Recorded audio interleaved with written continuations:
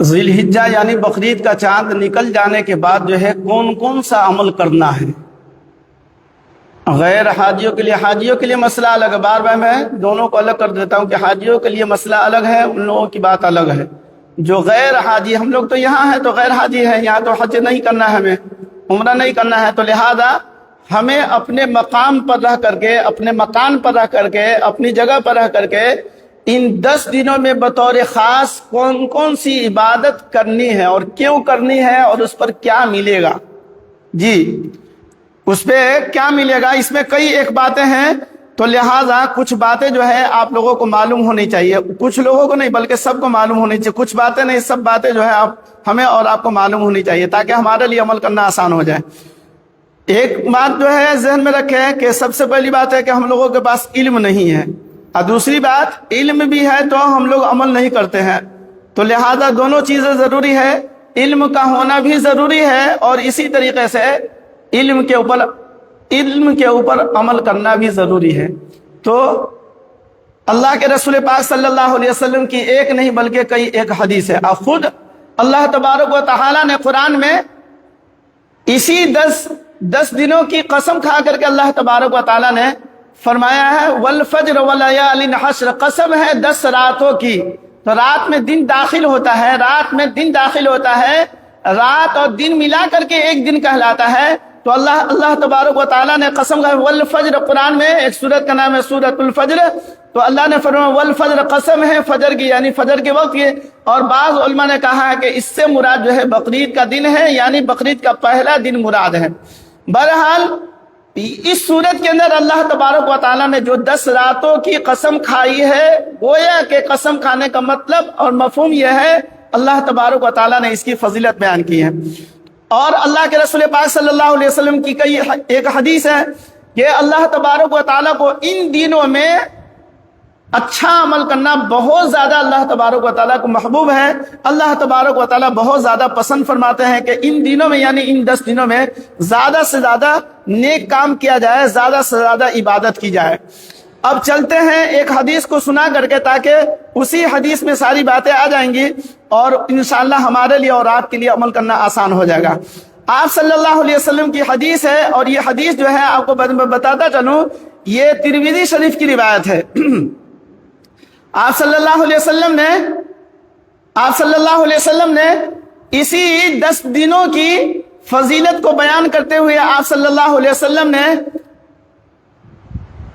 اس کی فضیلت کو بیان کرتے ہوئے فرمایا کہ ہر رات کی عبادت، یعنی 10 رات میں جو 10 راتیں ابھی آئیں گی، ان 10 راتوں کی عبادت کا ثواب کیا ہے؟ ہر رات میں جو ہم عبادت کریں گے شب قدر کے برابر اللہ تبارک و تعالی ہمیں ثواب عطا فرمائیں گے، شب قدر کے برابر اللہ تبارک و تعالی ہمیں ثواب عطا فرمائیں گے، اللہ تبارک و تعالی اس کے برابر اللہ تبارک و تعالی ہمیں نیکی عطا فرمائیں گے۔ تو ایک تو ہے کہ ان راتوں میں جو عبادت کی جائے گی، ہر رات کی عبادت شب قدر کے برابر ثواب، جیسے رمضان میں 5 راتوں میں ایک ہی رات شب قدر، تو اللہ تبارک و تعالی شب قدر کا ثواب صرف رمضان میں ایک ہی رات ہم کو ملتی ہے، 5 راتوں میں ایک ہی رات شب قدر کی ہوتی ہے۔ ایسا نہیں ہے کہ جو عبادت ہم کرتے ہیں تو اس ہر رات کا عبادت کا ثواب شب قدر کے برابر نہیں، ہر رات کا ثواب تو اپنی جگہ ہے، 4 راتوں کا ثواب اپنی جگہ ہے، لیکن اس میں جو ایک رات آتی ہے وہ رات جو ہے وہ شب قدر والی جو رات ہوگی اس رات کی عبادت اور اس کا ثواب جو ہے وہ زیادہ ہے، یعنی شب قدر کی جو فضیلت ہے کہ 1000 مہینے تک عبادت کرنے سے زیادہ بہتر ہے۔ آپ کو یہ ایک رات نہیں مل رہی ہے بلکہ 10 راتیں جو ہیں آپ کو مل رہی ہیں، شب قدر کے برابر ثواب مل رہا ہے، اور ایک دن کا روزہ رکھنا 1 سال روزہ رکھنے کے برابر ثواب ہے۔ ایک دن کا روزہ اگر کوئی یعنی 9 دنوں میں اگر کوئی 9 روزہ رکھتا ہے تو 9 سال روزہ رکھنے کا برابر ثواب مل گیا۔ 9 روزہ رکھا 9 سال، 2 روزہ رکھا 2 سال کا ثواب، 3 روزہ رکھا 3 سال کا ثواب، 1 روزہ رکھیے 1 سال کا ثواب پائیے۔ اب یہاں پر اعلان کر دیا جائے 1 روپیہ دیجیے 1 لاکھ لیجیے تو پورا محلہ کا آدمی چلا آ جائے گا، پورا محلہ جہاں تک آواز آ رہی ہے سب لوگ پہنچ جائیں گے کہ 1 روپیہ دیجیے 1 لاکھ ملے گا بھائی، 1 लाख नहीं, 100 रुपया भी बोलने का नहीं, 100 नहीं, 1 रुपया दीजिए, 10 रुपया लीजिए। खाइए, ऐलान कर दिया मस्जिद के बाहर, सब भीड़ लगाना शुरू कर देंगे कि 1 रुपया दीजिएगा 10 रुपया मिलेगा। हर आदमी 1-1 रुपया लेकर के आएगा, 10-10 रुपया लेकर के जाएगा। तो चूंकि इसका फायदा हमें मालूम है कि 1 रुपया कोई आदमी 10 रुपया तो 9 रुपया का फायदा है, 1 रुपया देंगे 100 रुपया मिलेगा तो 99 रुपया का फायदा है। आदमी ये फायदा तो बहुत जल्दी समझ जाता है, उसको समझ में ये बात जल्दी आती, इसलिए कि इसका फायदा हम देख रहे हैं कि 99 रुपया का फायदा क्या है और 1 रुपया का नुकसान क्या है। तो कमी बेसी जो है ये हमें यहाँ समझ में ये बात बहुत जल्दी चली आती है, यानी लेन देन के हिसाब से, सामान के हिसाब से, पैसे के एतबार से।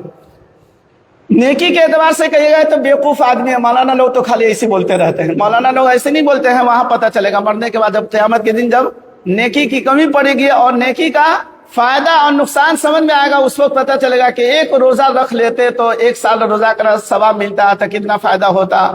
वहां अफसोस करना पड़ेगा, तो वहां अफसोस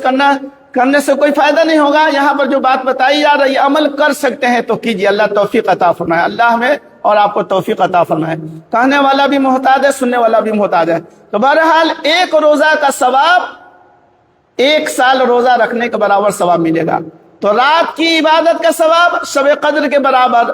और दिन का रोजा तो 1 रोजा पर 1 साल रोजा रखने के बराबर सवाब। और 9वीं ज़िलहिज्जा जिसको यौम अरफा बोला जाता है, अरफा का दिन का रोजा अगर कोई आदमी रखता है तो अल्लाह तबारक व तआला 2 साल के गुनाह अल्लाह तबारक व तआला माफ फरमा देते हैं। 1 साल जो गुजर चुका है, 1 साल जो गुजर चुका है उसके गुनाह माफ फरमा देते हैं, और जो आइंदा साल जो आने उस साल के भी अल्लाह तबारक व तआला गुनाह माफ फरमाते हैं। अगर 1 ही साल के गुनाह ने अल्लाह ने माफ कर दिया, जो साल हमारा गुजर चुका है, ये साल चूंकि हमारा अब खत्म होने को है, इस्लामी महीना जो है अब ये खत्म होने को, ये महीना जो आएगा 12वां महीना होगा, ज़िलहिज्जा का महीना, फिर उसके बाद मुहर्रम का महीना शुरू हो जाएगा, पहला महीना आएगा, फर्स्ट महीना आएगा। तो बहरहाल कहने का मकसद मेरा यह है कि अल्लाह के रसूल पाक सल्लल्लाहु अलैहि वसल्लम ने फरमाया, उसी हदीस में बतौर खास जो है 3 बातों को अल्लाह के रसूल पाक सल्लल्लाहु अलैहि वसल्लम ने जिक्र फरमाया। हर रात की इबादत का सवाब शब कद्र के बराबर, 1 दिन का रोजा 1 साल रोजा रखने के बराबर सवाब, और बतौर खास यौम अरफा यानी 9वीं ज़िलहिज्जा का बकरीद से 1 दिन पहले का जो रोजा कोई आदमी रखता है, अगर 1 ही रोजा रखता है तो उसका सवाब यह है कि अल्लाह तबारक व तआला उसके 2 साल के गुनाह अल्लाह तबारक व तआला माफ फरमा देते हैं। अल्लाह अमल करने के अल्लाह तौफीक अता फरमाए।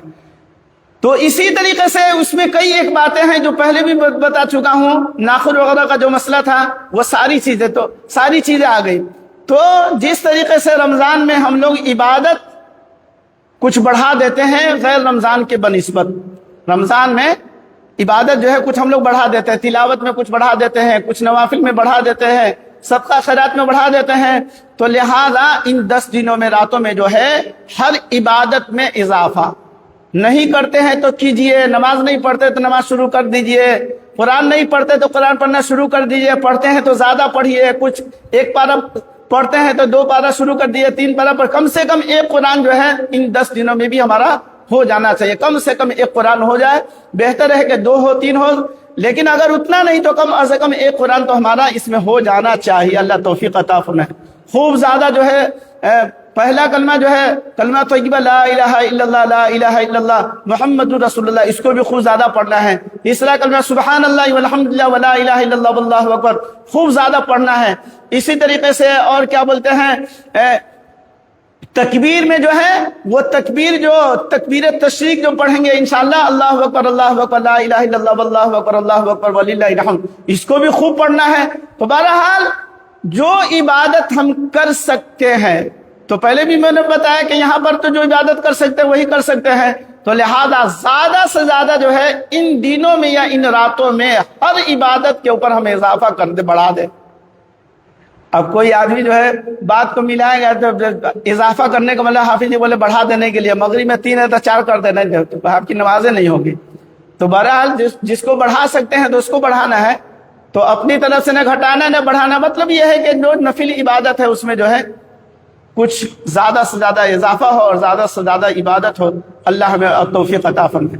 اصل تو کیا ہے کہ رمضان میں 30 دن اللہ نے دیا تھا، 30 دن دیا تھا، 30 دن کا روزہ تھا، 29 یا 30،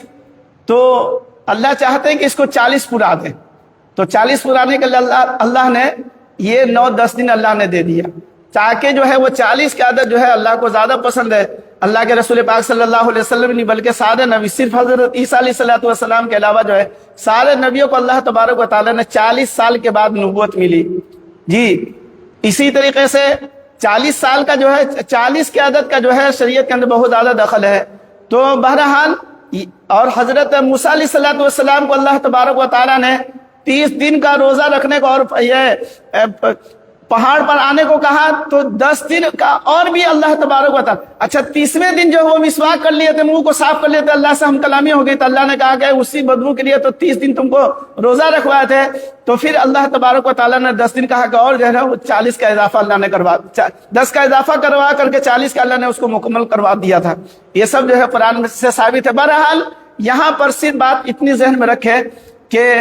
وہ رمضان کا مہینہ جو 30 کا تھا، 30 دن کا روزہ ہمارا تھا، یہ 10 دن کا دے کر کے 40 کا عدد گویا کہ اللہ تبارک و تعالیٰ پروانا چاہ رہے تاکہ 40 کی جو فضیلت ہمیں اور آپ کو مل جائے۔ تو بہرحال یہ مہینہ جو شروع ہوگا، آپ یہ سمجھ لیجئے، بات ذہن میں رکھیے گا، رمضان کے علاوہ یہ بات ہمیں معلوم ہونی چاہیے کہ رمضان کے پورے مہینے کے علاوہ رمضان کا دن ہو یا رمضان کی رات ہو، اس کی فضیلت تو مسلم ہے۔ تو ایک مہینہ کو آپ الگ کر دیجئے، اور یہ مہینہ جو ہے تو 11 مہینوں میں سب سے زیادہ فضیلت والا کوئی مہینہ ہے، بابرکت مہینہ ہے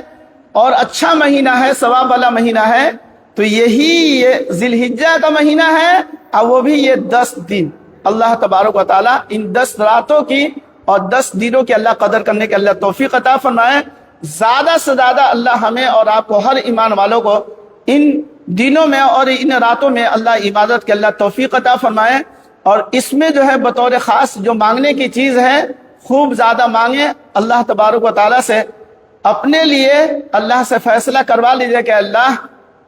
ہمیں بھی حج اور عمرہ کی سعادت عطا فرما دے، کیونکہ یہ حج کا مہینہ ہے اور سیزن جو چلتا ہے تو سیزن میں وہ چیز جو ہے آدمی کے ذہن میں اور وہ مہینہ اور وہ جو ہفتہ یا دن یا جو موقع ہوتا ہے تو بات ذہن میں رہتی ہے، تو لہذا چونکہ یہ حج کا مہینہ چل رہا ہے اور حاجی لوگ جو ہے حج کے ارکان کو ادا کرنے کے لیے جو مقامات ہیں وہاں لوگ پہنچیں گے اور سارے عمل کریں گے، تو اللہ تبارک و تعالیٰ سے دعا مانگے، دعا کرے کہ اللہ حاجی لوگ کو آپ حج کے لیے بلائے ہیں، وہ لوگ طواف کر رہے ہیں، تو صفا مروہ کا چکر لگا رہے ہیں، تو لوگ مینا جائیں گے، تو لوگ عرفات کے میدان میں جائیں گے، تو یہ عمل کریں گے، وہ عمل کریں گے، اللہ ہمیں بھی توفیق عطا فرما۔ بار بار جو ہے اللہ سے خوب زیادہ اللہ سے دعا مانگے، اللہ ہمیں اور آپ کو اللہ توفیق عطا فرمائے۔ السلام علیکم ورحمۃ اللہ وبرکاتہ۔